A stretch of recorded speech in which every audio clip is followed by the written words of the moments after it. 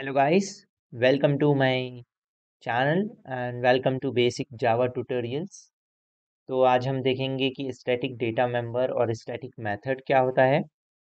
और उससे पहले अगर आपने मेरे चैनल को सब्सक्राइब नहीं किया है तो प्लीज़ सब्सक्राइब कर लीजिए and please press the bell icon for the regular updates. तो चलिए शुरू करते हैं हम आज का सेशन। ओके, सो फर्स्ट हम समझेंगे कि स्टैटिक डेटा मेंबर क्या होता है। Static data member, so it is a member for an object which works as a single copy for all the objects। ये डेटा मेंबर एक ऐसा डेटा मेंबर होता है जो एक सिंगल कॉपी होता है सारे ऑब्जेक्ट्स के लिए, which works as a single copy for all the objects। Okay, and ये कब क्रिएट होता है? It is created once only when the program runs। Okay, ये एक हमारा अनदर पॉइंट है कि वो जो मेंबर होगा वो कब क्रिएट होगा, तो when it is created only once the program runs. Okay, so एक पॉइंट और देखेंगे हम इसमें, जो कि है static members are the class members not the object members. So इस सेंटेंस से क्या क्लैरिफाई होता है कि ये जो स्टैटिक मेंबर जो होता है हमारा, वो एक क्लास मेंबर होता है, ना कि ऑब्जेक्ट मेंबर। ओके, तो चलिए शुरू करते हैं हम, और उसमें एग्जाम्पल से समझते हैं हम कि हमारे जो भी पॉइंट्स हमने लिखे हैं उनका मतलब क्या है। तो सपोज मैंने एक क्लास बना ली, क्लास काउंटर। ओके, यहाँ पे एक स्टैटिक मेंबर बना लिया, स्टैटिक इंटीजर काउंट लेट से 15। Okay, and one more day मैंने ऑब्जेक्ट मेंबर बना लिया, और we can say data member जो n है, इंटीजर इक्वल इंटीजर n। और एक जो हमारा स्टैट जो यहाँ पे हम कैसे डिनोट कर रहे हैं, हमें डेटा टाइप यूज करते हैं, सॉरी कीवर्ड यूज करते हैं स्टैटिक, जो बताता है हमें कि ये जो डेटा मेंबर है वो एक स्टैटिक डेटा मेंबर है, स्टैटिक डेटा मेंबर है।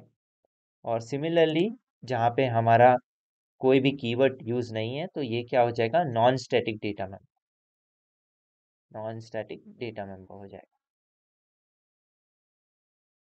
इसके बाद चलिए हम बना लेते हैं एक मेन क्लास। मेन क्लास बनाने के बाद हम ऑब्जेक्ट बनाते हैं काउंटर का, C1 is equals to new counter. Okay, and एक और ऑब्जेक्ट बनाते हैं C2 equals to new counter. अब हम C1 और C2 की वैल्यू सेट कर देते हैं यहाँ पे। Let's suppose C1 dot n equal to 20 हमने सेट कर दिया, and C2 dot n equals to 40 हमने सेट कर दिया। ओके, तो हम सिमिलरली यहाँ पे प्रिंट कराएंगे static members. Okay, so static members, जैसे कि मैंने यहाँ पे बोला था आपको कि static members are class members not the object member. तो सपोज हमें स्टैटिक मेंबर को कॉल करना है, तो हम कैसे कॉल करेंगे? Is counter dot count. Okay, and plus non static members, और we can say non static n is, हम यहाँ पे प्रिंट करा लेंगे। फर्स्ट हमने प्रिंट करा लिया C1 डॉट n, देन हमने प्रिंट करा लिया, सॉरी, देन हमने प्रिंट करा लिया C2 dot n। Okay, so ये हो गया। तो जब हम प्रोग्राम अभी रन करेंगे, बट उससे पहले क्या करते हैं, हम उसे एक बार ट्रैवर्स करते हैं। हमने क्या किया, एक काउंटर क्लास बनाई जिसमें हमारे पास एक स्टैटिक मेंबर है और एक नॉन स्टैटिक मेंबर है।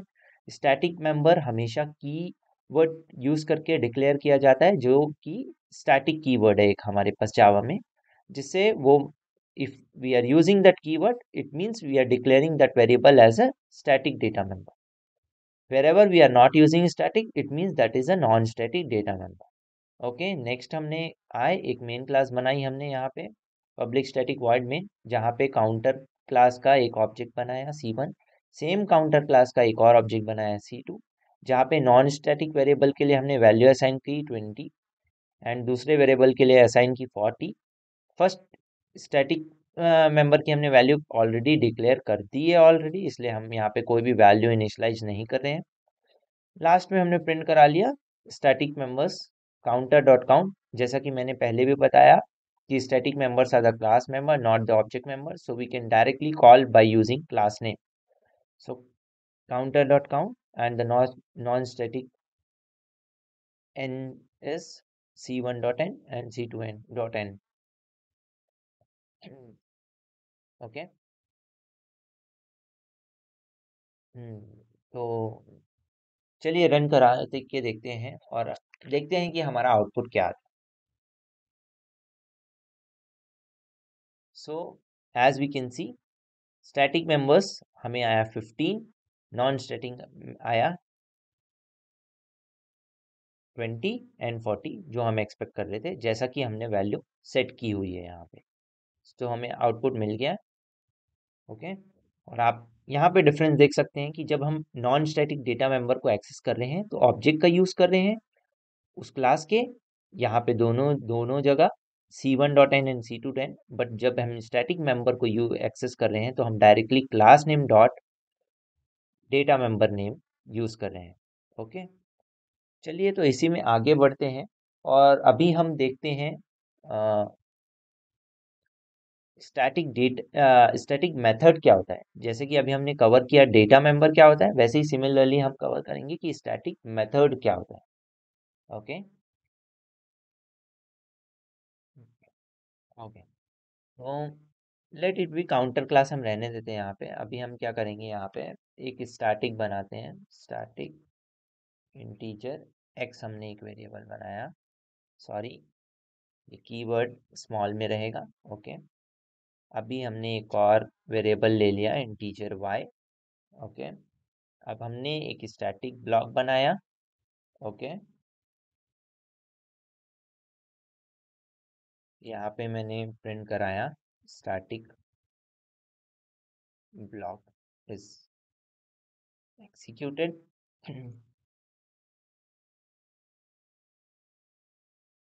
ओके, एक और स्टैटिक मेथड बनाएंगे हम, थोड़ा सा प्रोग्राम को समझने के लिए कि स्टैटिक ब्लॉक बेसिकली वर्क कैसे करता है। तो हमने एक और बना लिया यहाँ पे, ये सेकंड हो गया और ये थर्ड हो गया। ओके, तीन हमने ब्लॉक बना लिए स्टैटिक 1 2 3। अब हम आ जाते हैं मेन फंक्शन पे। तो मेन फंक्शन में हम ये करा ही रहे हैं, उसके साथ यहाँ पे क्या करते हैं, हमने एस आउट प्रिंट करते हैं और ये हम यहाँ पे बोल देते हैं ये हमारा मेन फंक्शन है। तो अभी हमें स्टैटिक मेथड का जो है वो एग्जीक्यूशन समझना है कि वो एग्जीक्यूशन कैसे होता है। सो जैसे कि हमने यहाँ पे बनाया स्टैटिक मेथड, एक ब्लॉक बनाया, दूसरा ब्लॉक बनाया, तीसरा ब्लॉक बनाया और मेन फंक्शन। हमें ये चेक करना है पहले ये मेन फंक्शन एग्जीक्यूट करेगा, आई मीन ये वाली लाइन प्रिंट होगी, ये वाली लाइन प्रिंट होगी, फिर ये 1 2 3 प्रिंट होगा, या ये एरर दे देगा कि multiple blocks can not be declared in a single class, multiple static block cannot be declared in a single class. This we have to, all we have to see here. So if I'll run this code, we'll see what will happen. Okay, okay, so now we'll see the output for this program, like static block is executed 1, static block is executed 2, static block is executed 3. Then it has come that non-static members 15, non-static and are 20 and 40. Then it has print as main function. So here we have to note one thing basically. When, okay, 1 minute.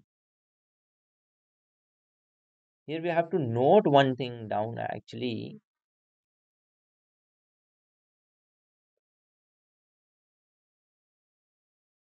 Whenever we have multiple static blocks,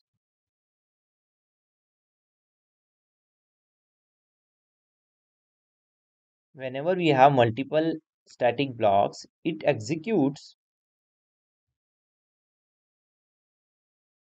in the sequence it has been defined in a program. सो इसका मतलब क्या हुआ कि जहां पे भी हमारे पास multiple static blocks हैं वो कैसे एग्जीक्यूट होंगे कि जैसा भी प्रोग्राम में हमने डिफाइन किया है। सपोज हमने यहाँ पे 4 स्टैटिक, 3 ये स्टैटिक हो गए स्टैटिक ब्लॉक जो मेन फंक्शन के बाहर है।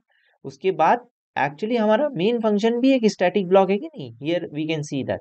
ओके, सो ये हमारा एक स्टैटिक ब्लॉक है। तो जिस भी सीक्वेंस में ये डिफाइन हुआ है 3+1 4, उस सीक्वेंस में ही ये एग्जीक्यूट होंगे कितने भी n number of static blocks हो। whenever we have multiple static it executes in the sequence it has been defined in a program. So ये हमारे ऊपर डिपेंड करता है कि हमें कौन सा स्टैटिक ब्लॉक किस सीक्वेंस में एग्जीक्यूट कराना है, तो हम उसके अकॉर्डिंगली कोड अपना लिखेंगे। ओके, सो ये रहा आज का हमारा वीडियो। अगर आपको वीडियो पसंद आया है तो please like share and subscribe. फिर से मिलेंगे हमारे नेक्स्ट वीडियो के साथ, तब तक bye bye, take care, thank you.